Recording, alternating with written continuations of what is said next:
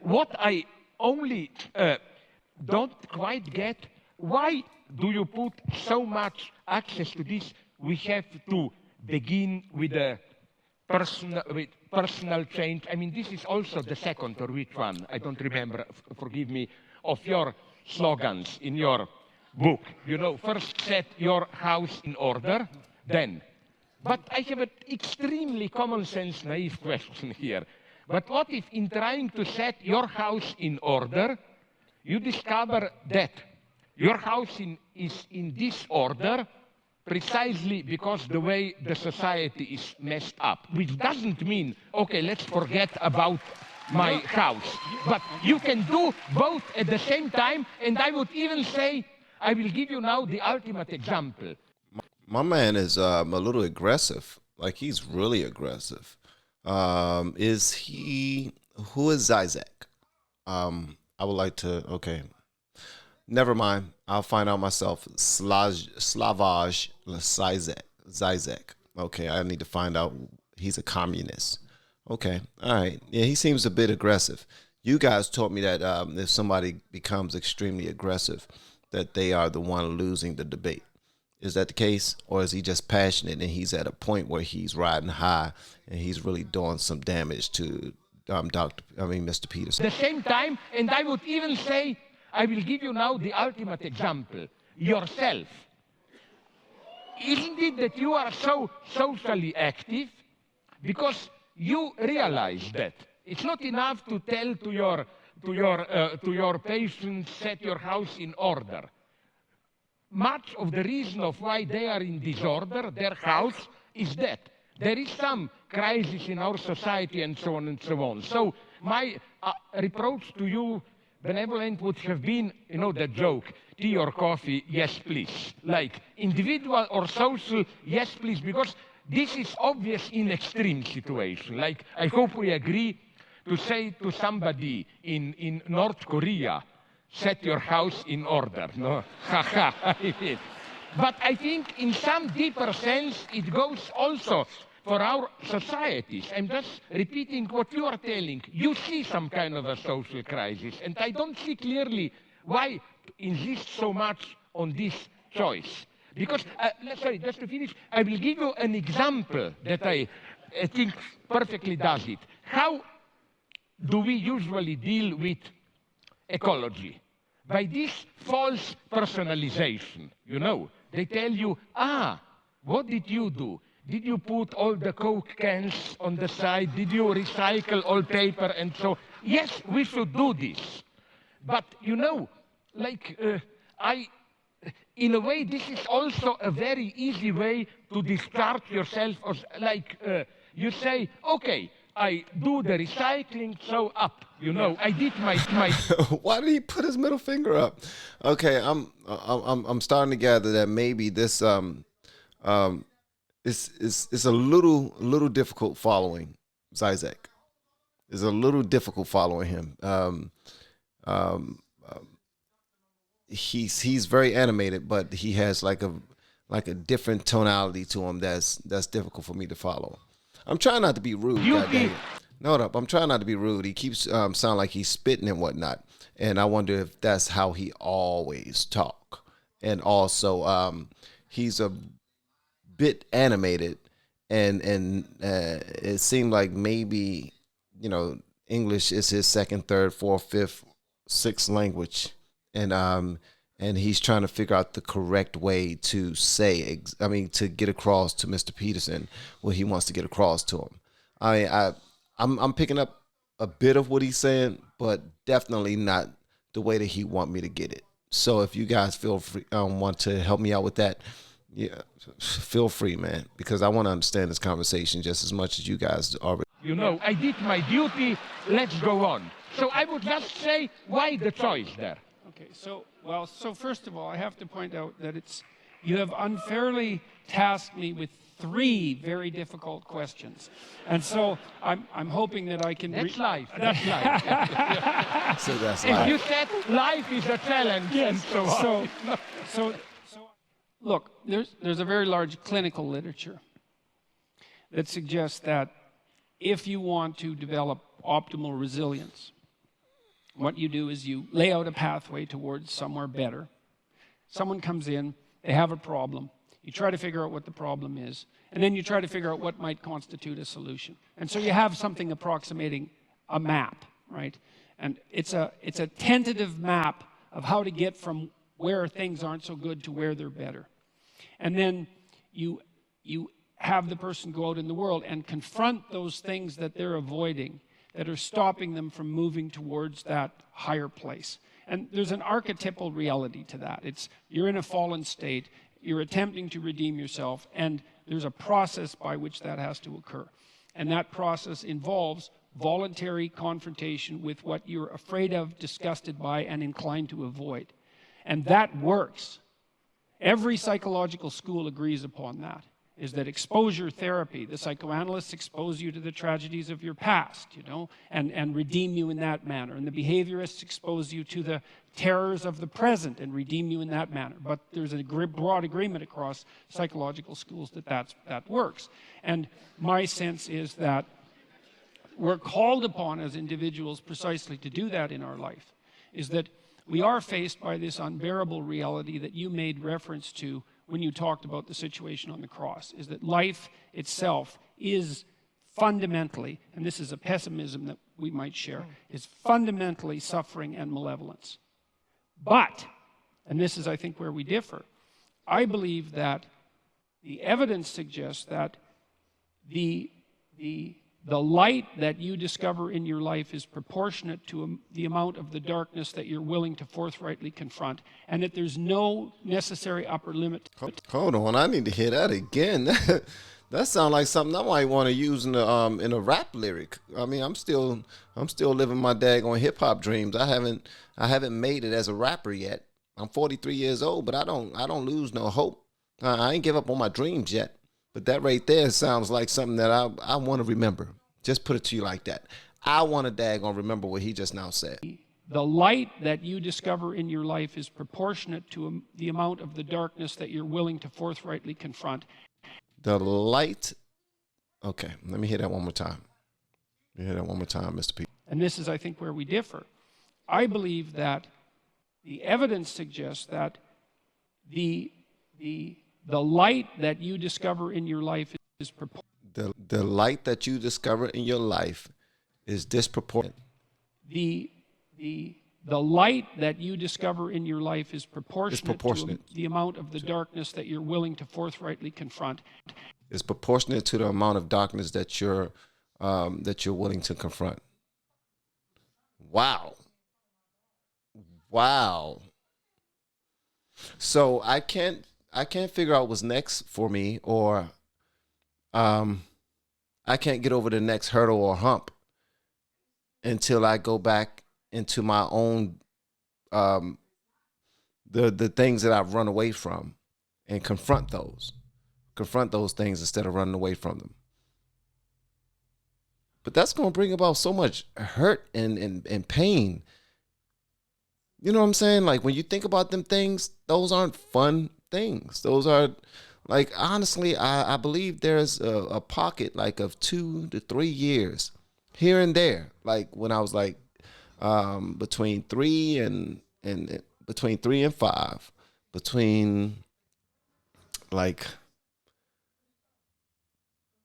12 and 14, and definitely in high school as well, where I can't remember that to save my life. It's like I'll talk to some people I went to school with, and it'd be like a big event, and like the teachers, people remember the teachers. People I went to school with, they remember the teachers, they remember the students, the principal, assistant principals, the actual event that happened, that occurred. And I was in that event, and I was a big part of it because it was something that I did or said that brings about whatever memory that they're talking about. And I have no idea. I had best friends in high school. I won king. My wife won queen in high school. We was voted most popular, all that other stuff.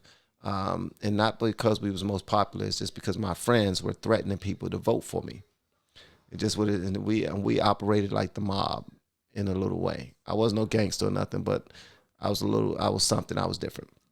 But at any event, one of those guys, my man Black, apparently he shot himself, or he was shot one, and I'm just now hearing about that this year in a text message with me and a lot of my friends who are still, you know, thriving or still alive or out of jail, talking to them. And he said, man, y'all remember the time when blah, blah, blah, blah, blah, blah, blah. And I was walking around on crutches for like a week and a half. And I'm like, I don't remember that. Like, could you please? I honestly don't remember that. Why don't I remember that? So I don't know. I'm going completely off the rails, but okay, I'll face my darkness in order so I can discover my light. Life is proportionate to the amount of the darkness that you're willing to forthrightly confront, and that there's no necessary upper limit to that. So I think that the good that people are capable of is actually, it's a higher good than the evil that people are capable of. And believe me, I do not say that lightly, given what I know about the evil that people are capable of.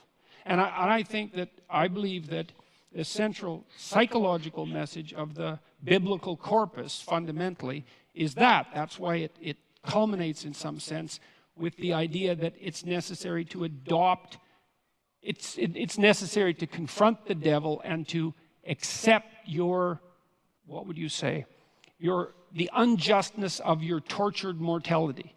If you can do that, it's a challenge, as you just pointed out, that's sufficient to challenge even God himself, that you have the best chance of transcending it and living the kind of life that will set your house in order and everyone's house in order at the same time. And so I think that's even true in states like North Korea. And like, I'm not asking people to foolishly immolate themselves for pointless reasons, you know. When I'm working with people who are clinically and they have a terrible oppressor who's their boss at work, I don't suggest that they march in and tell them exactly what they think of them and end up on the street. It's not helpful, you know. And so the pathway towards adopting individual responsibility happens to be a very individual one. But I do believe that the best bet for most people is to solve the problems that beset them in their own lives, the ethical problems that beset them, that they know are problems, and that they can set themselves together well enough so that they can then become capable of addressing larger scale problems without falling prey to some of the errors that characterize, let's say, over-optimistic and intellectually arrogant ideologues. This dude is smart as hell. Fix the little problems in your life, and then you'll be able to fix the bigger problems in your life. Or you'll be able to prepare yourself and get yourself situated to a point where you no longer have those bigger problems. Now you're flying high. You're not really flying high, but you're not facing the same mistakes that you were making before. Because right now you have a different posture about yourself. You have a different mindset. You're now far more concerned with things being. You have a system. You have a system now. That's pretty much it. You have a system over the small things, so that once you see victory, because usually when people do anything, they change a part of their life, or they're just goal oriented or they just want to go for something. They want to chase after something, and they see that if they do it in a certain way and they're actually able to accomplish that goal, then they feel good when they win. So next time they want to accomplish another goal, they're going to put those same measures in place so that they can chase another goal. And then once they meet that, they're going to feel good about it. That's what he means when he says, make up your bed. That's what he means when he says, dress better, like put on a suit if you're a man, or stop dressing a certain type of way because it make you feel a certain type of way. Then you demand a certain type of attention and respect from other people, and that leads you to other things. It could be a conversation that never would have happened if you were in, this shirt like I got on that says y'all crazy with my hat on backwards and I'm looking all crazy. Somebody will probably feel a little less compelled to step to me with a conversation versus if I was dressed in a certain type of way and I was more welcoming. So it goes both ways. But I see exactly what he's saying. Characterized, let's say, over-optimistic and intellectually arrogant ideologues. I'll close. Well, Yeah, but very briefly. let me close with one thing. One of my favorite quotes from Carl Jung, it's actually a quote that I used at the beginning of my first book, which was called Maps of Meaning, was that if you take a personal problem seriously enough, you will simultaneously solve a social problem. And this bears on your point, because if you take a personal problem seriously enough, you'll simultaneously solve a social problem. Okay. it's not like your small family, even the relationship between you and your wife, is immune in some sense to the broader social problems around you. And so let's say right now there's tremendous tension between men and women in the West, and that's certainly the case given the divorce rate. Let's say that would be some evidence. And the later and later ages that people are waiting to become